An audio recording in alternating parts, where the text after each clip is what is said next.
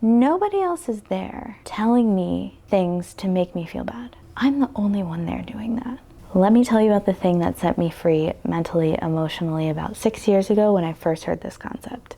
When I was just consuming podcast after podcast on coaching concepts and material, when I first stumbled upon this, it changed my life forever. I remember where I was. I was teaching at a university in upstate New York, and I was in my apartment. I had my headphones in. I was listening to this episode, and they said, "Your thoughts create your feelings." And I had never heard that before. I had never known that my thoughts create how I feel. But then I thought about my life as a musician and how much time I'd spent in the practice room, in front of a mirror in a practice room, all of the self-esteem issues I had, all of the body image issues I had, and all of these things that were really getting intertwined and totally spinning out of control in a way that I couldn't really handle them anymore. And this one concept made me realize something. No one else, when I'm in that practice room by myself or looking in the mirror in the morning, nobody else is there telling me things to make me feel bad.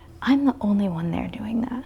And the idea that my thoughts create my feelings meant that I was hurting my own feelings. Now, of course, I didn't mean to do this. I wasn't plotting and planning and thinking, you know what, I think I'm gonna be my own biggest bully. I think that's a really good idea. No, of course not. I was thinking, I don't know how I'm ever going to measure up. I don't know if or when I'll ever be good enough or worthy. That's where I was. And then every single day, in order to try to get out of that space, I was dieting, exercising, I was practicing, I was probably over practicing. I was doing so much to try to manage my time perfectly, because if I worked perfectly hard to do all the things, then maybe I'd be worthy of one day accomplishing the things I'd want to accomplish. And I think a lot of times musicians do this. I know a lot of high achieving people do this. They run themselves into the ground trying to prove their worthiness. And it all stemmed from this concept that my thoughts created my feelings. Now that I knew that I could watch my brain, like, you can just watch your brain think some thoughts. As soon as I found that out, I was like, oh my gosh, my brain is saying horrible stuff to me. Like, truly atrocious things. Absolutely miserable things. I wouldn't even say out loud to another person that I said that to myself, right? I would not want anyone else to even know that I was saying that to myself. I thought that was so embarrassing, but I did. And it wasn't even that it was uncommon. It was about most things pretty much all the time. And I think that when we realize this, it can be hard to know where to start. It's hard to know what to do with, right? Okay, yeah, well, maybe I have thoughts, but how do I know if they're true or not? And I think that that's where thoughts and facts come in. We have to separate our thoughts from the facts of the situation. If you want to do this about a particular situation, here's what I recommend. Draw a box on a piece of paper. This is your box of neutrality. It is absolutely true facts, nothing subjective, okay? It could be sound waves. If you're a musician, you made sound waves. That is neutral. It could be person said words to me. It could be I heard sound waves from Instagram post. It could be someone else is talking and existing in the room, right? You might have a lot of thoughts about whatever that is, but stating it neutrally will let you see just what your brain is doing with this neutral fact. The next thing you want to do is write down all the thoughts about that fact around that box. If it's person is existing in a room and talking, could be, I can't believe how stuck up they are. I can't believe blah, blah, blah. Write down all your judgments. Write down everything. And then look at it and see, how are those thoughts making me feel? It could be mirror reflection.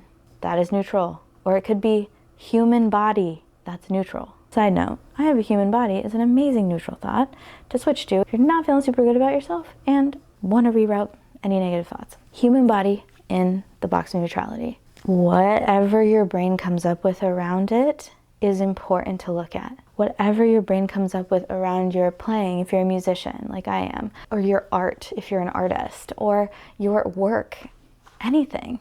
Your confidence comes from what you think of yourself. Your confidence comes from what you think about your capability and your relationship with yourself. So if your brain is going around thinking thoughts and you are not aware of them, then you cannot build a mindset or a mentality that is confident and strong because you haven't looked at it.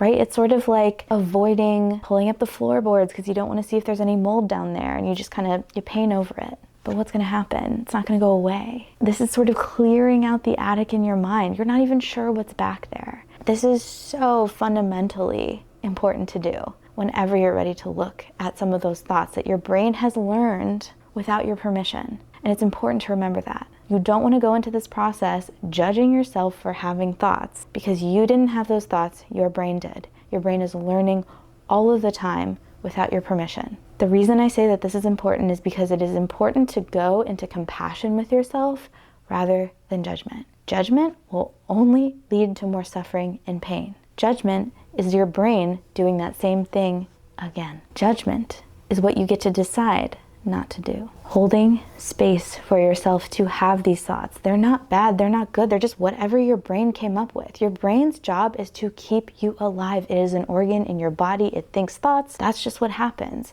It's not set up for you to be the most confident, successful person in this modern society.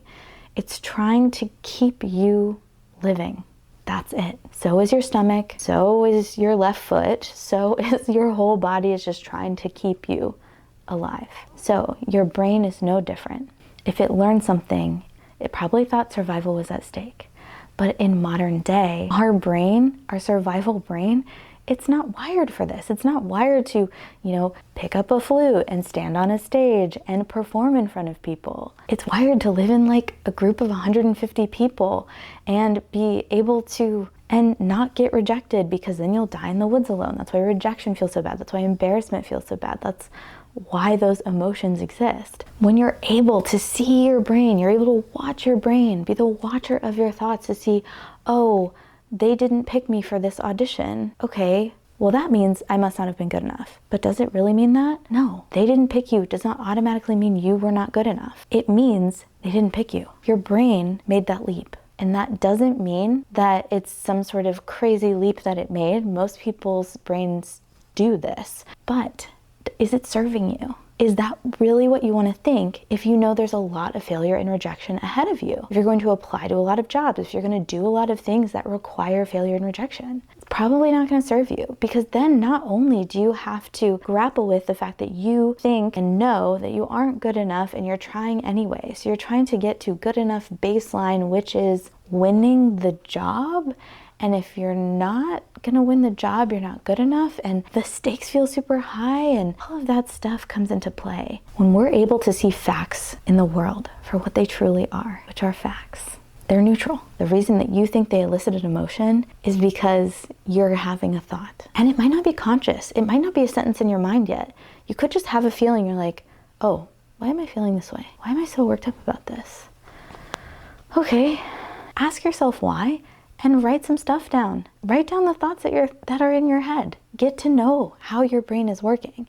So many of us go around believing every thought we've ever thought before. And what happens when we do that? We give up our agency to outside forces.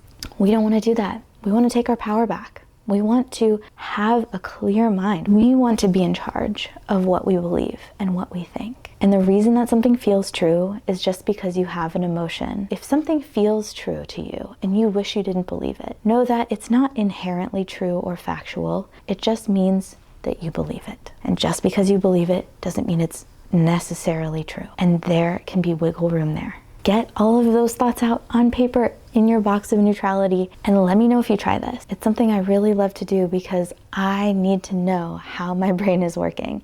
This is literally how I coach myself every single day. You don't have to believe everything you think, and this is the first step in taking your power back. If you want more ideas and concepts and exercises, check out this next video.